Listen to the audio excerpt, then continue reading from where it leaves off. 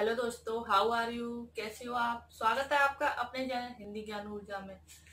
आपने पिछला पार्ट देख लिया होगा विशेषण वाला, ठीक है। और आज का हमारा टॉपिक रहेगा क्रिया, जो हर एग्जाम में पूछा जाता है। और अच्छे से पढ़ना है, पेन लेके कॉपी लेके बैठना है और जैसे जैसे मैं लिखूं उसी तरह से नोट डाउन करते रहना है, ठीक है। चलो स्टार्ट करते हैं। टॉपिक है हमारा क्रिया। क्रिया क्या होती है, आज का टॉपिक क्या रहेगा, क्रिया। क्रिया क्या होती है। क्रिया एक प्रकार का कार्य होता है ना। अगर क्रिया नहीं होगी, कोई कार्य नहीं होगा तो सभी वस्तुएं स्थिर हो जाएंगी, पृथ्वी की गति रुक जाएगी, ठीक है। तो क्रिया क्या होती है, जिस शब्द से किसी काम का करना या होना पाया जाए उसे क्रिया कहा जाता है। जिस शब्द से किसी कार्य का होना या करना पाया जाए उसे क्रिया कहा जाता है। उसे क्रिया कहा जाता है। क्रिया एक प्रकार का ही कार्य ही होता है। जैसे पढ़ना, लिखना, सोना, खाना,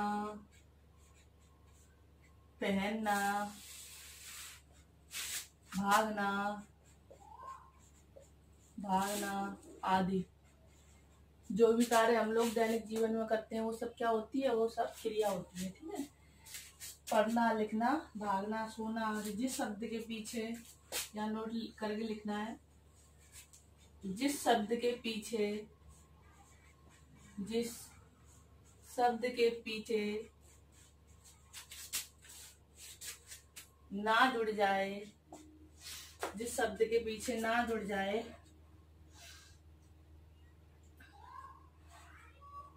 पहनना, भागना आदि। जिस शब्द के पीछे मिस्टेक हो गई, जिस शब्द के पीछे ना जुड़ जाए वह शब्द क्रिया बन जाता है।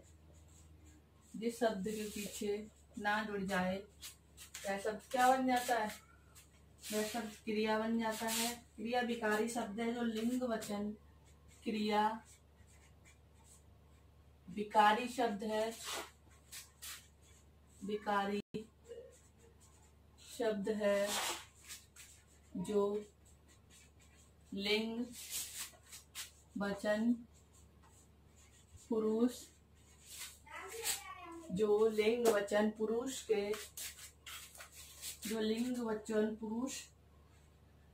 के अनुसार, लिंग वचन पुरुष के अनुसार बदलते रहते हैं।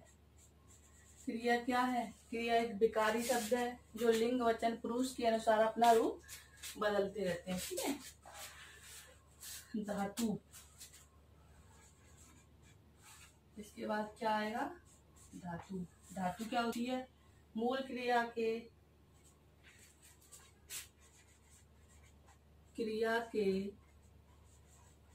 मूल रूप को धातु कहा जाता है। क्रिया के मूल रूप को धातु कहा जाता है। तात्पर्य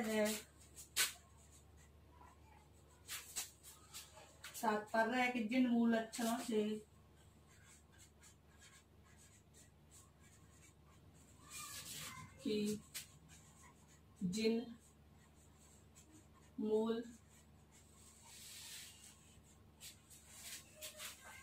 सवाल है कि जिन मूल अक्षरों से क्रियाएं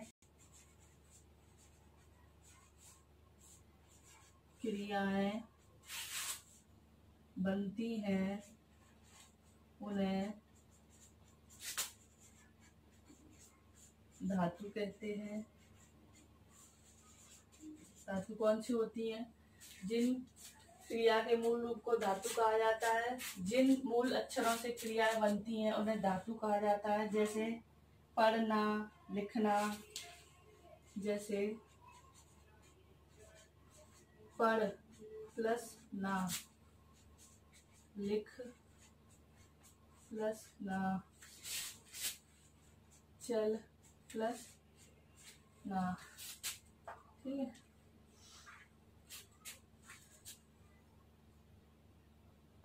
पढ़ प्लस ना, चल प्लस ना और लिख प्लस ना। मूल कौन सी हो गई इसमें? जैसे ये मूल धातु हो गई, ठीक है, और ना जुड़ गया उसके पीछे तो वो हो गई क्रिया। ठीक है, धातु के दो भेद होते हैं। धातु के दो भेद होते हैं, इस तरह से दिखाई दे रहा है।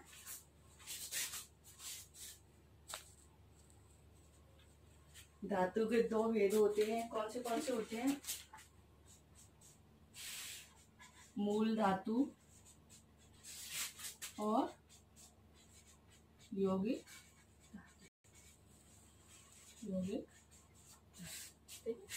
धातु के दो भेद होते हैं। कौन से? मूल धातु और यौगिक धातु। जिस शब्द से किसी कार्य का करना या होना पाया जाए उसको क्रिया कहा जाता है। चलना, पढ़ना, लिखना, बैठना, उठना, ये सब क्रिया हमारे दैनिक जीवन में जो कार्य हम करते हैं वो सब क्रिया में आ जाते हैं। जिस शब्द के पीछे ना जुड़ जाए वह शब्द क्रिया बन जाता है। ठीक है, क्रिया विकारी रूप है जो लिंग, वचन, पुरुष के आधार पर जिसका रूप परिवर्तन होता रहता है। धातु क्रिया के मूल रूप को धातु कहा जाता है।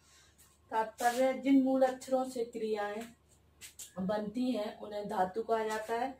जैसे पढ़ प्लस ना, पढ़ना मूल हो गया, लिखना मूल हो गया और चलना इसमें मूल धातु हो गई। ठीक है, ना लग गया तो उसमें क्रिया हो गई। धातु के कितने भेद होते हैं? दो भेद होते हैं। कौन से? मूल धातु और यौगिक धातु। ठीक है,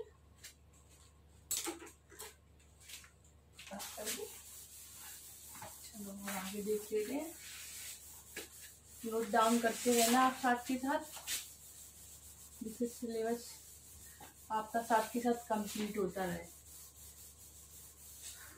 और एग्जाम में क्वेश्चन आते हैं यहाँ से, ठीक है ना। कभी कभी तो इसमें यही पूछ लेता है कि मूल धातु कौन सी है। इसमें लिखना दे देगा तो लिखने में पूछ लेगा इसमें मूल धातु कौन सी है। ठीक है, सामान्य रूप से हटाकर धातु का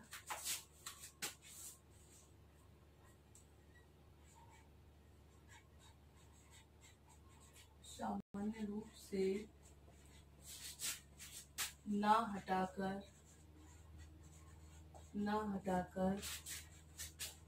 धातु का मूल रूप ज्ञात किया जाता है।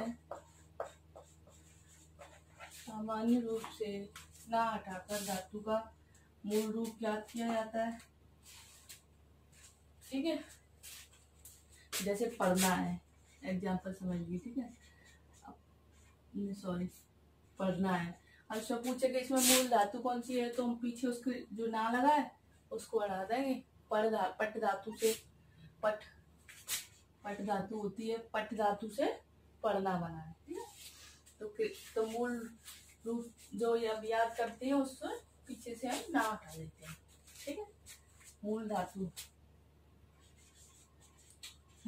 होती क्या है? मूल धातु क्या होती है? मूल धातु स्वतंत्र होती है।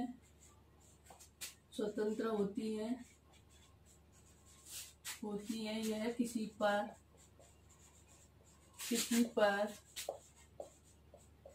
आश्रित नहीं होती। मूल धातु स्वतंत्र होती है, किसी पर भी आश्रित नहीं होती। जैसे खा, कौन सी हो गई, खा, पी, चल, देख, पढ़ आदि। ठीक है,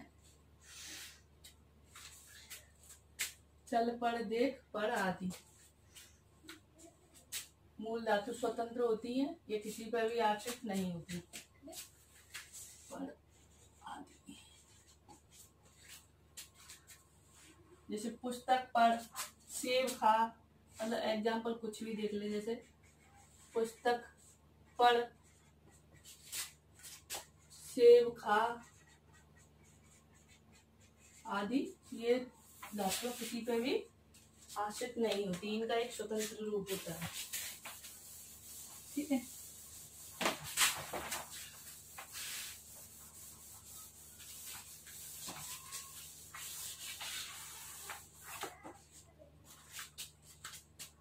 यौगिक धातु कौन सी होती है? यौगिक धातु, यौगिक धातु होती है यह धातु किसी प्रत्यय के योग से बनी होती है। यौगिक धातु कौन सी होती है? यौगिक धातु किसी प्रत्यय के योग से बनी होती है। यह स्वतंत्र नहीं होती, ये स्वतंत्र नहीं होती, इसे ही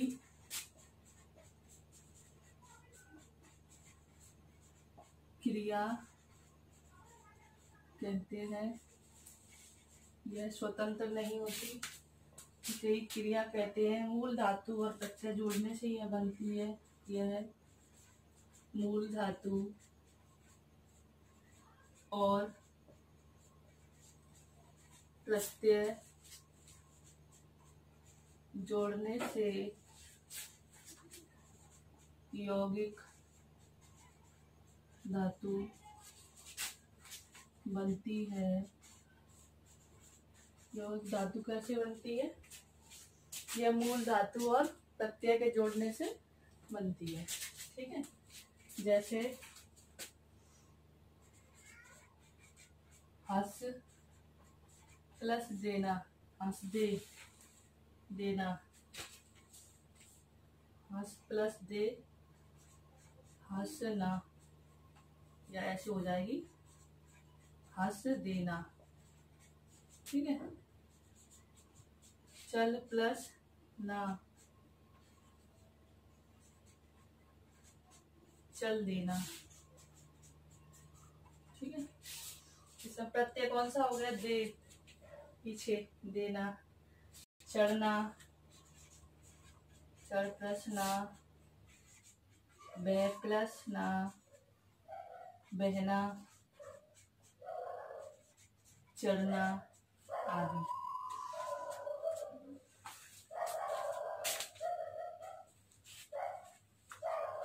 यौगिक धातु कौन सी होती है? क्रिया या किसी प्रत्यय के योग से बनी होती है। यह स्वतंत्र नहीं होती, इसे ही क्रिया कहते हैं। यह मूल धातु और प्रत्यय के जोड़ने से बनती है। जैसे हंस देना, हंस देना, चल देना, ये प्रत्यय लगे हुए हैं, इसलिए स्वतंत्र नहीं होती। ठीक,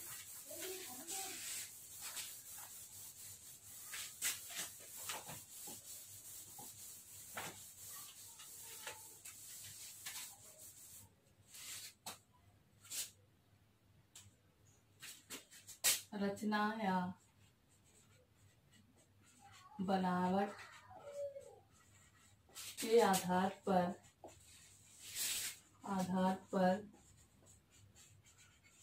क्रिया के भेद। रचना या बनावट के आधार पर क्रिया के भेद कौन से होते हैं? नंबर 1, प्रेरणार्थक क्रिया, नंबर 2 यौगिक क्रिया। नंबर 3 नाम धातु क्रिया। ठीक है। रचना या बनावट के आधार पर क्रिया के कौन से भेद होते हैं? प्रेरणार्थक क्रिया, यौगिक क्रिया और नाम धातु क्रिया। ठीक है। प्रेरणार्थक क्रिया में क्या आएगा? प्रेरणार्थक क्रिया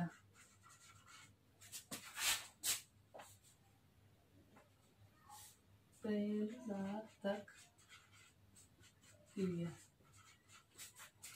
क्या होती है? प्रेरणार्थक क्रिया जब कर्ता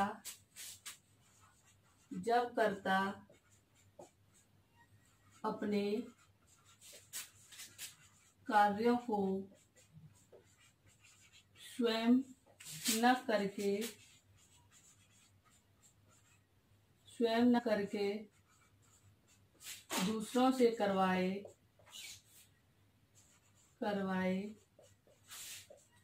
जब कर्ता अपने कार्यों को स्वयं न करके दूसरों से करवाए उसे प्रेरणार्थक क्रिया कहते हैं। जैसे उसे प्रेरणार्थक क्रिया कहते हैं। जब कर्ता अपने कार्य स्वयं न करके दूसरों पर करवाए उसे प्रेरणार्थक क्रिया कहा जाता है।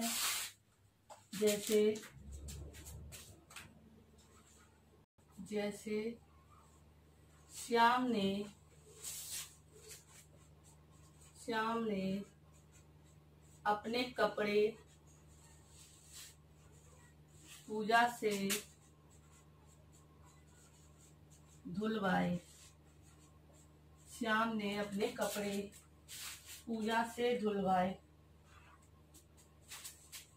राम ने काम नहीं किया तो श्याम ने उसे दंड दिलवाया। ठीक है। राम ने काम नहीं किया तो श्याम ने उसे दंड दिलवाया। प्रेरणार्थक क्रिया में अंत में बाना शब्द जुड़ा रहता है।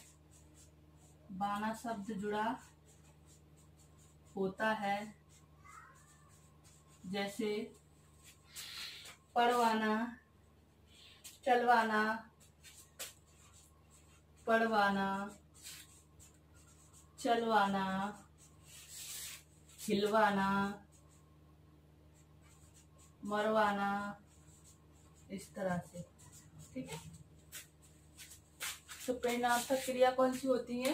प्रेरणार्थक क्रिया वो होती है जिन्हें कर्ता स्वयं न करके दूसरों से करवाए, वो प्रेरणार्थक क्रिया होती है। जैसे राम ने काम नहीं किया और श्याम ने उसे दंड दिलवाया। ठीक है। श्याम भी दंड दे सकता था लेकिन वो दंड उसने नहीं दिया। किससे दिलवाया? किसी और से। ठीक है। और राम ने अपने कपड़े पूजा से धुलवाए। राम खुद भी कर सकता था लेकिन उसने वो काम नहीं किया और वो काम किससे करवाया? पूजा से करवाया। तो ये होती है प्रेरणार्थक क्रिया। उम्मीद है आपको अच्छे से समझ में आई होगी। ठीक है। साथ ही साथ नोट डाउन करते जाना।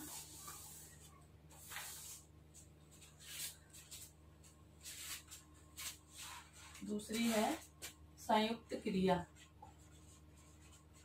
संयुक्त क्रिया क्या है? होती है यह क्रिया दो क्रियाओं के योग से बनती है। संयुक्त क्रिया दो क्रियाओं के योग से बनती है, लेकिन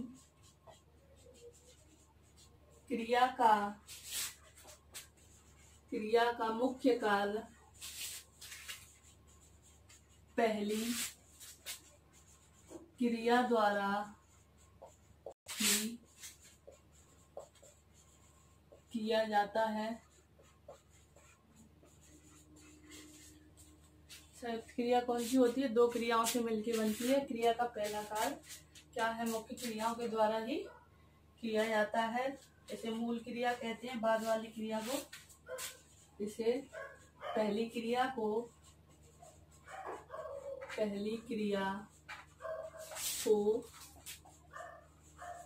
मूल क्रिया कहते हैं।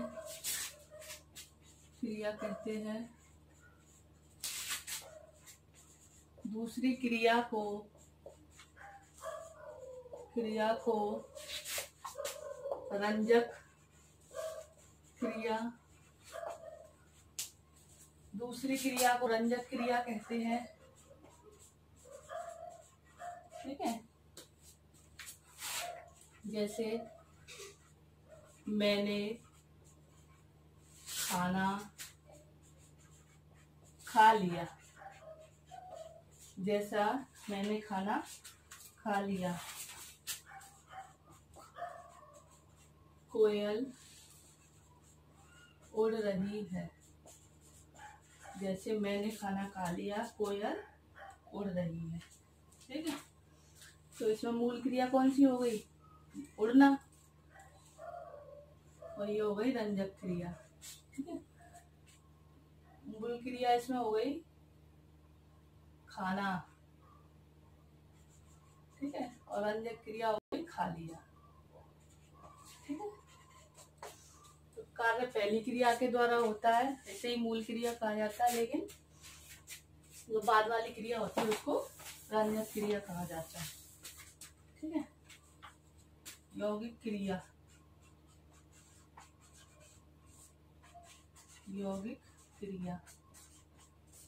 क्रिया कौन सी होती है? जो क्रिया दो या दो से अधिक धातुओं से बनती है, उसे यौगिक क्रिया कहा जाता है। जो क्रिया दो या दो अधिक धातुओं के योग से बनती है, उसे योग, जैसे चलना, फिरना, रोना, धोना, जागना, सोना आदि। यौगिक क्रिया कौन सी होती है? यौगिक मतलब एक क्रिया के साथ दूसरी जुड़ी हुई होती है, वो यौगिक क्रिया होती है। चलना, फिरना, रोना, धोना, उठना बैठना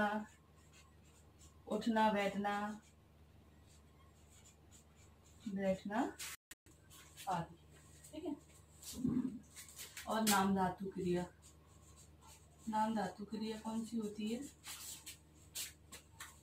जो क्रिया संज्ञा, सर्वनाम, विशेषण से बनती है। जो क्रिया संज्ञा, सर्वनाम और विशेषण से बनती है, उसे नाम धातु क्रिया कहा जाता है। जैसे गरम, गरमाना। ठीक है, पागल,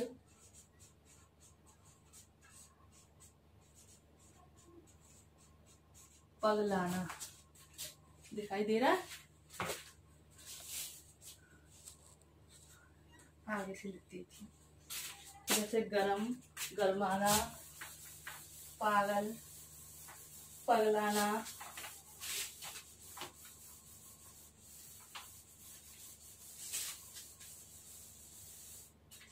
बात, बतियाना, ठीक है, बात बतियाना, अपना, अपना, अपनापन, ठीक है।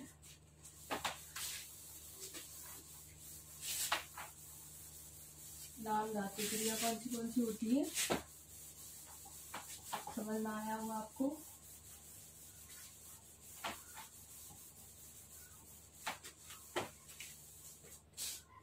हाथ हथियाना, लिख दिया था, लिख लो। हाथ हथियाना, ठीक है, जो संज्ञा सर्वनाम और विशेषण के योग से बनती है। और दूसरी है अनुकरणात्मक, अनुकरणात्मक, ठीक है। अनुकरणात्मक क्रिया कौन सी होती है,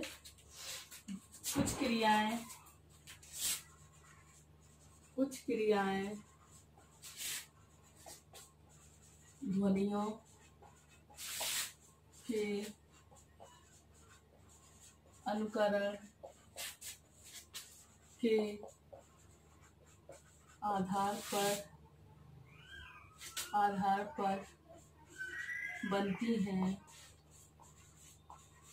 कुछ क्रिया, अनुकरणात्मक क्रिया कौन सी होती है, कुछ क्रियाएं ध्वनियों के अनुकरण के आधार पर बनती है, वो अनुकरणात्मक क्रिया होती है, बनती है। जैसे भिन भिनाना,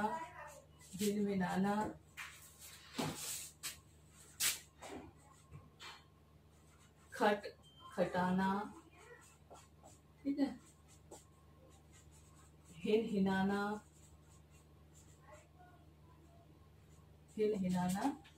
आदि, ठीक है। तो अनुकरणात्मक कौन सी क्रिया होती है, जो अनुकरण के आधार पर, मतलब एक क्रिया का अनुकरण जब दूसरी क्रिया करती है उसको अनुकरणात्मक कहते हैं। जैसे खट, ठीक है, तो खट का अनुकरण किसने किया है, खट खटाना, ठीक है। भिन भिनाना, हिन हिनाना, ठीक है। मक्खी भिनभिनाती है, घोड़ा हिनहिनाता है, ठीक है। दरवाजा हम खटखटाते हैं, तो ये कौन सी क्रिया हो गई, ये अनुकरणात्मक क्रिया होगी, ठीक है। वीडियो ज़्यादा लंबी हो जाएगी और वैसे भी ज़्यादा लंबे टाइम तक पढ़ते बोर हो जाते हैं, इसलिए ये वीडियो मैं यही एंड कर रही हूँ इसका, ठीक है। कल अपलोड हो जाएगी और इसका अगला पार्ट शायद बाद से होगा, ठीक है। तो फिर आप देख लेना और मैं वीडियो को यहीं ख़त्म कर रही हूँ। ओके।